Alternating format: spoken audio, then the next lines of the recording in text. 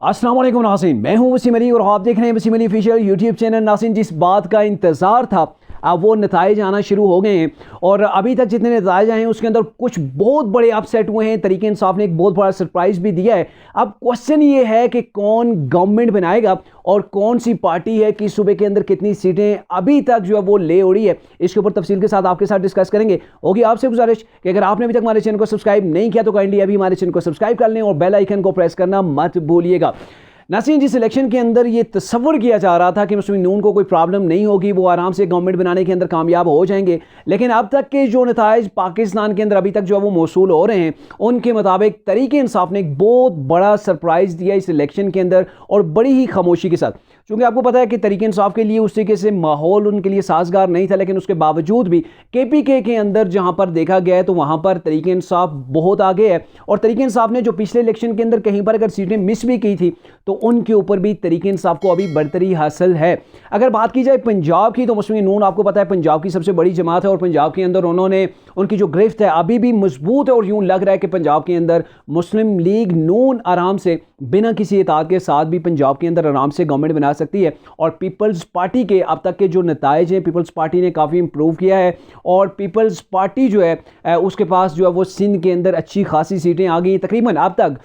52 सीटें हैं जिनके ऊपर पीपल्स पार्टी जो उनकी अपनी ज़ाती सीटें उनके ऊपर आगे जा रही है। और मैं भी ज़ाहिर है जब वो कोई आज़ाद उम्मीदवार भी जीते हैं तो पीपल्स पार्टी उनको भी आराम के साथ अपने साथ मिला सकेगी। जो कराची का मामला है, कराची के अंदर MQM तकरीबन अब तक जो नताइज आ रहे हैं 12 सीटों के ऊपर आके और MQM के लिए मेरे ख्याल में ये बहुत बड़ी जो है वो एक बात है कि 12 सीटें अगर MQM के हाथ जो है वो कराची से आ जाती हैं। अगर बात की जाए कुछ जगहों के ऊपर बड़ा अपसेट हुआ है, जैसे कि अगर आपको बताएं कि मानसेरा के अंदर वहाँ पे मियां नवाज शरीफ ने 15 से इलेक्शन कंटेस्ट कर रहे थे और वहाँ से अब तक के जो नताइज आ रहे हैं वो मियाँ साहब के हक़ के अंदर नहीं आ रहे हैं। यानी कि मियाँ मोहम्मद नवाज शरीफ साहब के वहाँ पे जो टोटल वोट है अब तक जो सामने आए हैं वो 67,720 और जबकि इनके मद्दे मुकाबिल जो हैं वो आज़ाद उम्मीदवार हैं, यानी कि तरीके इंसाफ के उम्मीदवार हैं, उनके 80,600 वोट जो है वो कंप्लीट हो चुके हैं। और इसके अलावा अगर बात की जाए सैयद अली गिलानी, ये जो है वो शामूद कुरैशी की बेटी का हल्का है जहाँ से मेहरबानो कुरैशी PTI यानी कि PTI की हमायत याफ्ता हैं, वो इलेक्शन कंटेस्ट कर रही हैं। लेकिन मूसा अली गिलानी ने उनको जो है वहाँ पे अब तक के जो नताइज आ रहे हैं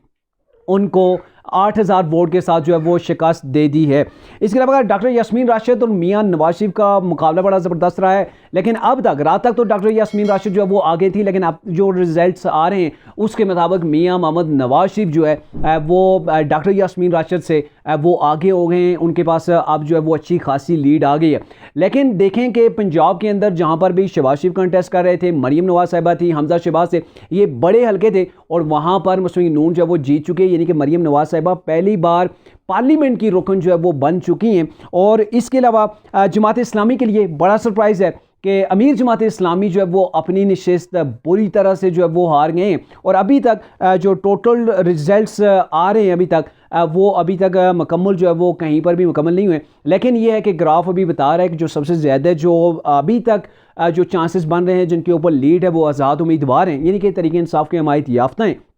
अब देखना ये है कि अगर मुस्लिम नून जो है वो टोटल नेशनल असम्बली की 100 या 100 से अबव सीटें ले जाती है तो मे भी वो आराम के साथ दूसरे लोगों को, दूसरे तातियों को मिला के अपनी गवर्नमेंट जो है वो सादा अक्सरियत उनके पास आ जाएगी, वो गवर्नमेंट बना सकते हैं। लेकिन अगर 100 से नीचे सीटें रहती हैं, आप अगर देखें जो है वो 2018 का जो इलेक्शन हुआ था तो 2018 के इलेक्शन के अंदर मुस्लिम नून ने 82 सीटें हासिल की थी नेशनल असम्बली की। और ज़ाहिर है आपको पता है कि नेशनल असम्बली की उस वक्त सीटें 82 हासिल करना मुस्लिम नून के लिए कितना मुश्किल था, क्योंकि मुस्लिम नून के पास उस वक्त वही सिचुएशन थी जो अभी तरीके इंसाफ के साथ है या इससे भी ज़्यादा। और इलेक्शन को कैसे मैनेज किया गया था ये तो आप सब जानते हैं। और अब तक के ये जो रिजल्ट्स आए हैं, जो इलेक्शन हुआ है, तो इसके अंदर कोई भी कहीं पर भी ये नहीं कह सकता कि कहीं पर धांधली हुई है या कहीं पर जोदोकोप हुआ है या कोई ऐसा ही नहीं कि आप कह सकते हैं कि फ्री एंड फेयर इलेक्शन हुए हैं। और अगर ये फ्री एंड फेयर इलेक्शन ना होते, जो तरीके इंसाफ के इंडिपेंडेंट जो है वो इलेक्शन लड़ रहे हैं, मेरे ख्याल में वो इस तरीके से आगे जो है वो लीड लेके ना जा रहे होते। लेकिन फिर भी आपको ये बताएं कि जो हालात पाकिस्तान के अंदर नज़र आ रहे हैं, 9 मई का वाक़या हो गया, इमरान कितने केसेस के अंदर उनको सज़ा हो चुकी है,